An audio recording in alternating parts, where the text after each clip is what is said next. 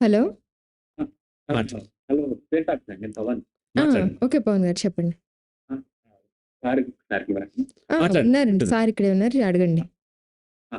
Sir ఇప్పుడు నేను 6, 7 months నుంచి శ్వేతాక్షని రెగ్యులర్‌గా ఫాలో అవుతున్నాను. రెగ్యులర్ వీడియోస్ చూస్తుంటాను. ఓకే. చిన్నప్పటి నుంచి నాకు తెలిసిన విషయము నాకు తెలుసుకుందేంటంటే ఆహ్, మన శరీరానికి తగినంత ఫుడ్ కావాలి, వాటర్ కావాలి, ఆక్సిజన్ కావాలి ఇలా చెప్పారు. హ్మ్. అట్ ద సేమ్ టైమ్ ఒకరోజు మన మన శరీరంలోనే గ్లూకోజ్, ప్రోటీన్ అలా అది కూడా ఒకటి చెప్పారు. హ్మ్. అంటే నాకు తెలిసిందేంటంటే ఈ 5, 6 నెలల్లో నేను చూస్తున్న దాని ప్రకారం ఏంటంటే, మన శరీరానికి, హ్యూమన్ బాడీకి, సైకాలజీకి ఒక రిలేషన్ ఉంది అనే విషయం నాకు హ్మ్. ఇన్నేళ్ళకి నాకు తెలిసిందండి. హ్మ్. ఇన్నేళ్ళకి నాకు చదువు కూడా నేను చదువుకున్నాను కానీ నాకిదేం తెలియలేదు. హ్మ్. అయితే ఏంటంటే సార్ అంటే ఇప్పుడు కాకపోయినా ఒక హ్యూమన్ బాడీ అనాటమికల్‌గా, ఇటు సైకలాజికల్‌గా ఉన్న రిలేషన్ కొంచెం ఆహ్, నేను చేస్తే చూడాలని సార్.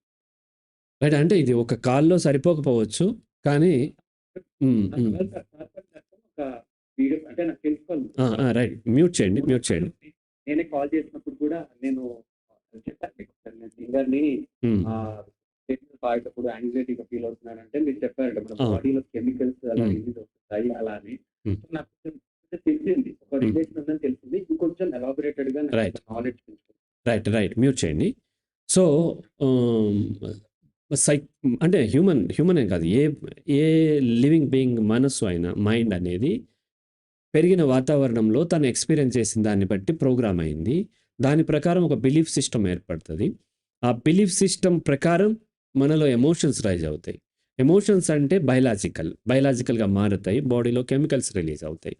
ఆ కెమికల్స్ అలా ఉన్నంత సేపు ఆ విధంగానే ఉంటది. బికాజ్ అది బయలాజికల్ ఫ్యాక్టర్ చాలా బలంగా ఉంటాయి. చాలామంది ఏంటంటే ఓన్లీ సైకాలజీలో చదివింది ఒక్కటే పెట్టుకొని వాళ్ళు కౌన్సెలింగ్ ఇవ్వాలని ట్రై చేయటం వల్ల చాలా వరకు ఫెయిల్ అవుతూ ఉంటారు. నా థెరపీలో నేను ఒక హోలిస్టిక్ అప్రోచ్ ఉంటది.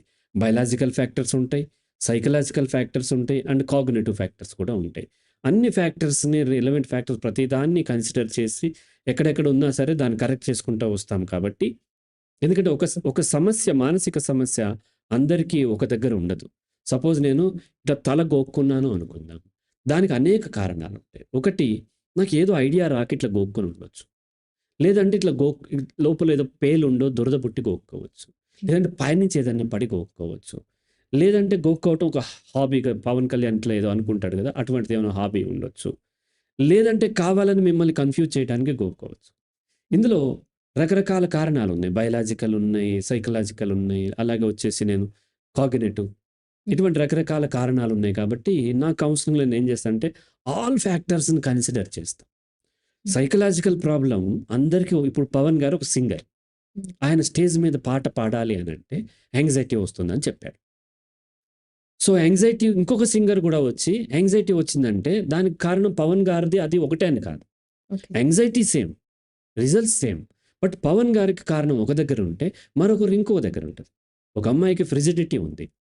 భర్త ముట్టుకుంటే పెళ్లయిన తర్వాత భర్త సెక్స్ కోసం అప్రోచ్ అవుతుంటే భయంతో శరీరం బిగుసుకుపోతుంది. ఆ శరీరంలో రిలీజ్ అవ్వాల్సిన ఫ్లూయిడ్స్ రిలీజ్ అవ్వట్లేదు. ఆమెకు చాలా పెయిన్ అవుతుంది. అతనికి కూడా పెయిన్ అవుతుంది. ఎందుకు? ఆ అబ్బాయి అంటే ఇష్టం లేదా? ఆ అబ్బాయి అంటే ప్రాణం ప్రేమించి పెళ్లి చేసుకుంది. మరెందుకు అట్లా అవుతుంది అంటే, చిన్నప్పుడు ఎప్పుడో టీచర్ ఆ అమ్మాయితోని సెక్షువల్లీ మిస్‌బిహేవ్ చేసినప్పుడు, చిన్న పిల్ల కాబట్టి సెక్స్ అంటే భయపడిపోవటం వలన, దెన్ ఆ కారణం చేత ఈ అమ్మాయి ఈ రోజున శరీరం బిగుసుకుపోతుంది. హ్మ్. అది ఒక కారణం. దాన్ని ఇంటర్నల్ సైకలాజికల్ ఫ్యాక్టర్ అంటారు. ఇంకొక అమ్మాయికి కూడా ఫ్రిజిడిటీ ఉంది. ఆ అమ్మాయికి కూడా భర్త ముట్టుకుంటే శరీరం బిగుసుకుపోతూ ఉంది. ఎందుకు అని బాల్యం మొత్తం ఎంక్వైరీ చేస్తే ఏ ఇబ్బంది లేదు. మరి ఏంటి కారణం అంటే భర్త రోజు తాగొచ్చి కొడుతున్నాడు. హాలిడేస్‌లో 2 సార్లు కొడుతున్నాడు. అందుకు శరీరం బిగుసుకుపోతుంది. ఇద్దరికీ ఒకటే ఫ్రెసిలిటీ. కానీ ఒకరికి ఒక దగ్గర ఉంది. ఇంకొకరు ఇంకొక దగ్గర ఉంది. రైట్? సో, కాబట్టి దాన్ని ఎక్స్టర్నల్ అంటారు.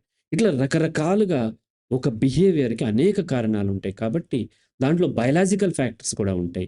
అమ్మాయి పీరియడ్స్ ఉన్నప్పుడు స్టేబుల్‌గా ఉండలేదు. స్టెరాయిడ్స్ ఇచ్చినప్పుడు స్టేబుల్‌గా ఉండలేదు. ప్రెగ్నెంట్ అప్పుడు రకరకాల ఇబ్బందులుంటాయి. మెనోపాజ్ అప్పుడు రకరకాల ఇబ్బందులుంటాయి. బ్లడ్ తక్కువుంటే ఇబ్బందుంటది. ఇమ్యూనిటీ పవర్ తక్కువుంటే ఇబ్బందుంటది. యాంటీబయాటిక్స్ వాడిన తర్వాత చాలా ఇబ్బందులుంటాయి.